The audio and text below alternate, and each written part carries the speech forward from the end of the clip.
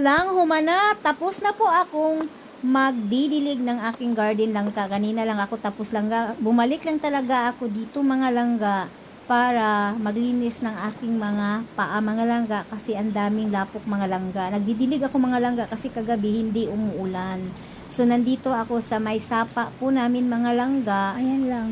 Dahil Napapagod ako lang kasi ipinakita ko dito sa ako inyo kukuha ng kung ididilig gaano lang, tapos ito na po ako. Hindi ko na lang binidyo lang kasi maganda masakit talaga talaga dito, yung green ulo na ko lang. green talaga yung mga puno dito mga langga. At saka napakalamig dito, hindi po mainit talaga dito sa garden ko So, mga langga kasi yun ang ganap may ko mga today. puno-puno Tuti na ng something umaga na mga lang. puno-puno na maka cover sa Dito lang reflection is- ng araw mga langga.